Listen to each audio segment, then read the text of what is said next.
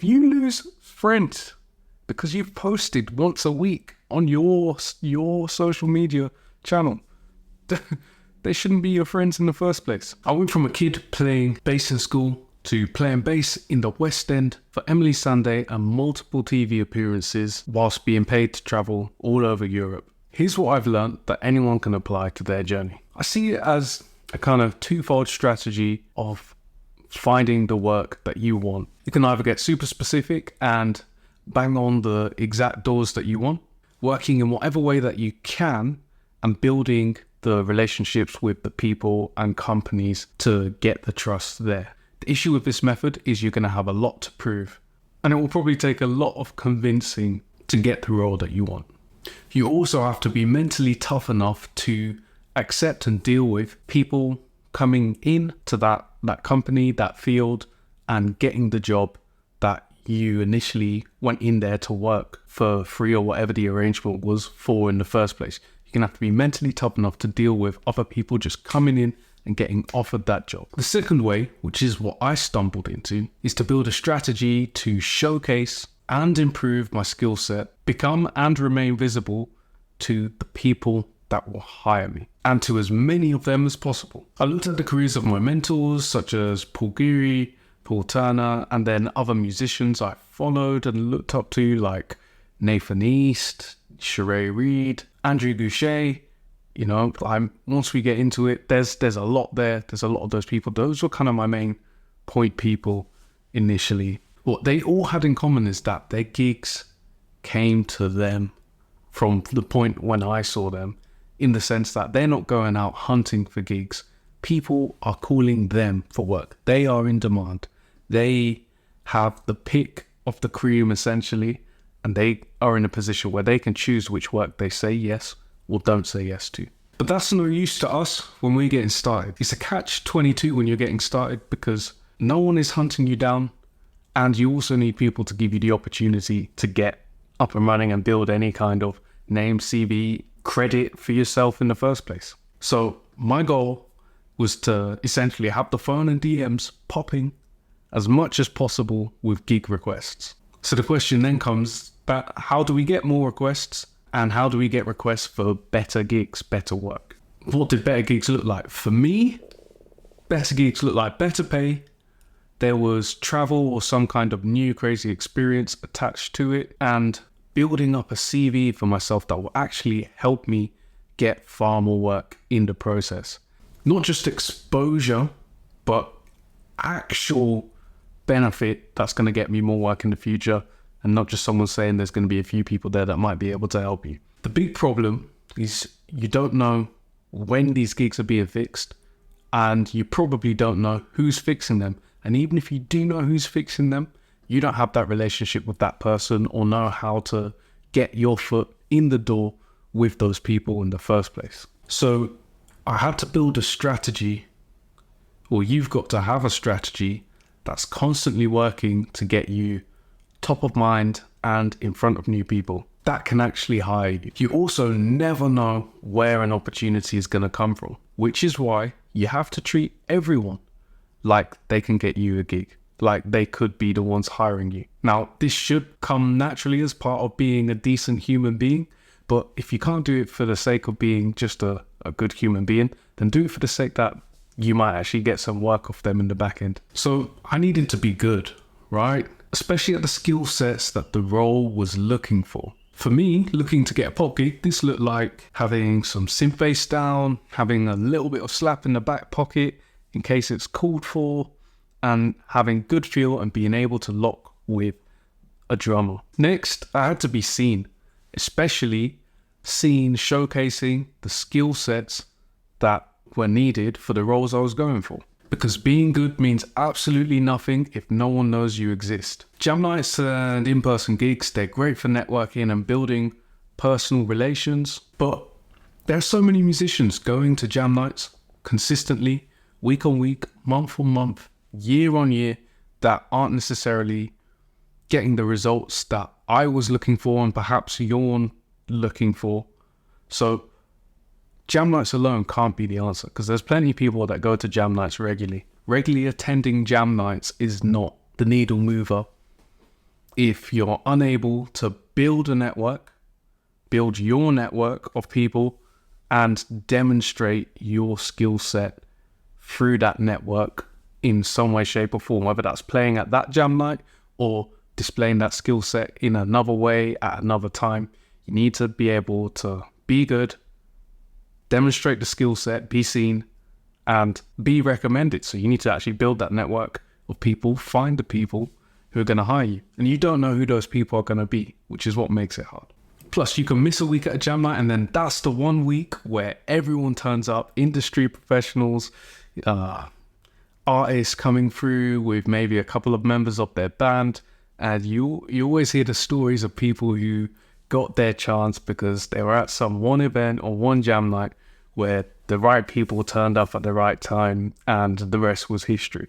I'm going to say that that's probably not going to be the case for you. It's certainly not a good strategy to rely on just hoping that the right person is there at the right time to pick you up on a gig. We actually want to build something that can predictably and consistently increase our certainty of getting more work and better work. This isn't about what's going to work for just one person or worked for one person. It's about what's going to work for me, what's going to work for you.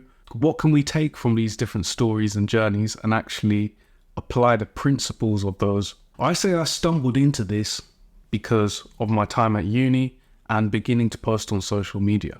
So we would have different assessments where we might be playing a particular tune or working on a particular, technique and stuff. And I would record myself playing.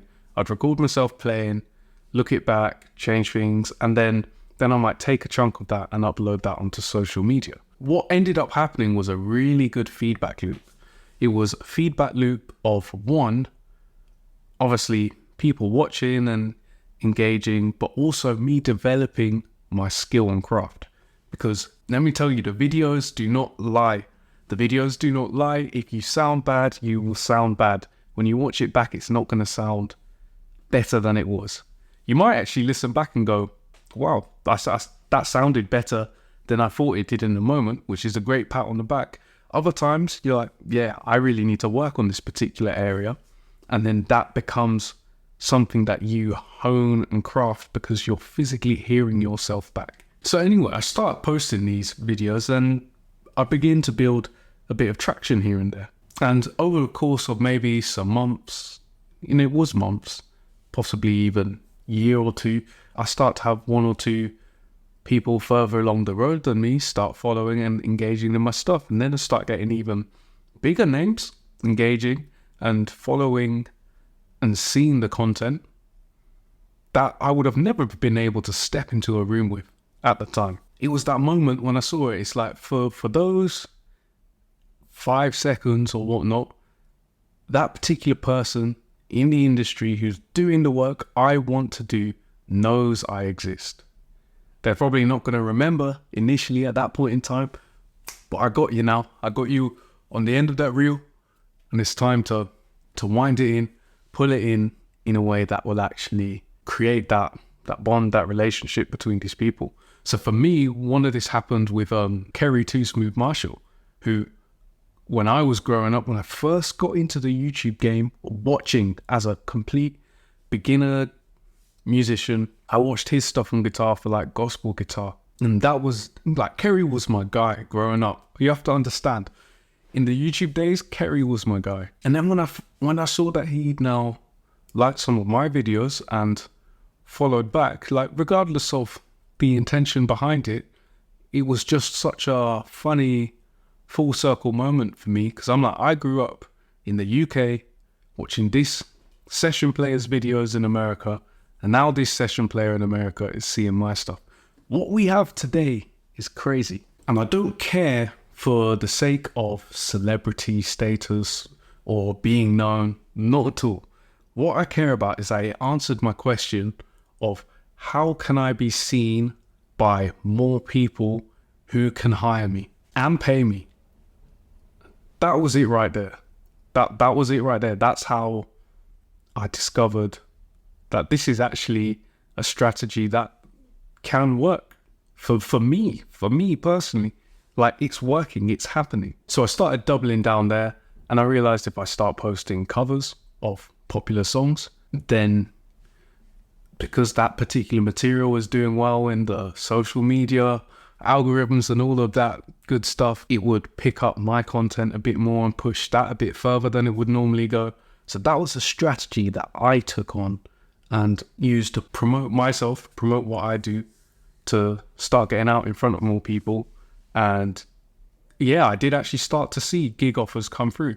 It weren't necessarily massive gigs or working with massive people, but it was all steps of the journey and all super useful and forming the next steps of that path to getting my end goal of playing for a top 40 artist. Being honest, I don't know why I had that goal. I think I just wanted to prove for myself that I could do it.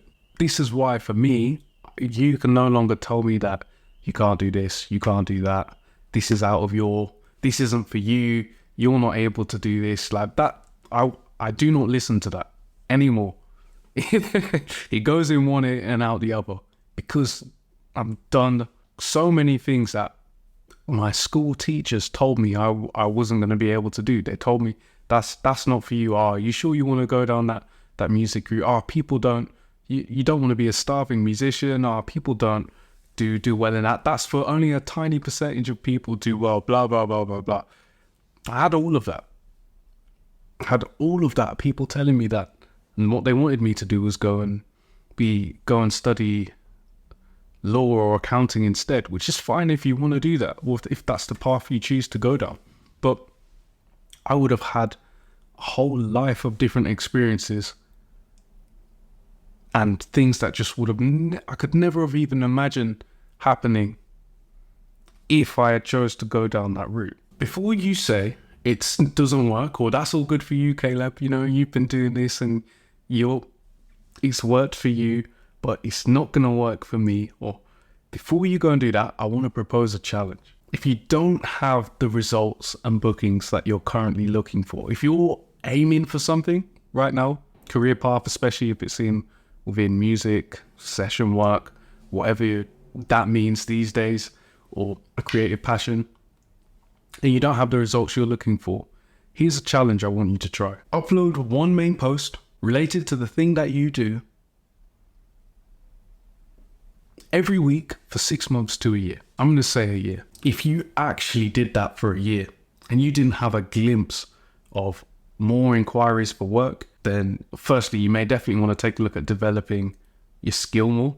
Maybe you're not demonstrating that clearly enough, or it's just not at a high enough level yet. On a side note, if you actually do this, I found nothing more of a reality check and accelerator to improve your skill set than recording yourself doing what you do, because you're going to make sure that the next one's better, or even a month down the line that you're improving. You're going to want to work on it. And if you don't improve your skills by doing this, then I don't know what to say. I think this is the part of the conversation that then gets real, because we can all come up with the excuses about why we couldn't do this. Don't look good on camera. What else can we have? I don't like the sound of my own voice. I'm awkward on camera. I look like Tupac. Yeah, because you guys in the comments are crazy. I get this at least a couple of times a month. Someone commenting something about me starring in a Tupac movie. If you really want to change the scope of your opportunity and what your life could look like a year from now, you've got to give it a go. The only real cost is a couple of hours a week and the opinions of others. Okay, so the downside is you might lose a couple followers. You might even lose a couple of people that you thought were your friend. But if you lose friends because you've posted once a week on your social media channel, they shouldn't be your friends in the first place, because the potential upside is life-changing. We can point to it time and time again. Just look around you. Look how many people aren't necessarily the most gifted at what they do now, but because they've got an audience, because they've built an audience, they can now step into however many different spaces, however many different fields, and craft out a field, a lane for themselves. Or even just in the field that they're good at, because they've got an audience and because they're visible, more and different opportunities are being sent their way. There's no reason why that can't be you. And I'll say it again because I don't think everyone's got your best interests at heart, everyone online, definitely not the industry. But that is 1 year of consistency could change your life. In fact, I'm looking to do it for myself again. I'm going to report back here October 2024 because I've been consistent for a year in posting. It's going to be here on YouTube for the moment, and we're going to see how that's going to change my life up a gear again and what new opportunities come about from staying consistent for a year. Or I won't, because I'll fail. If you're watching this in October 2024 or later than that, go search for my video. Search for my video on how my life has changed since then. So, a couple ways you can jump in. Jump in, do this yourself. Just drop in the comments if you're going to jump on this challenge. You've got nothing to lose. Join my Discord group. It will be in the description or the comments. This is for people pursuing a creative career, completely free. Just drop your questions. I'm in there. I fire off questions, and it's where I'm getting ideas for videos like this. Okay? And subscribe and stay committed to the creative grind.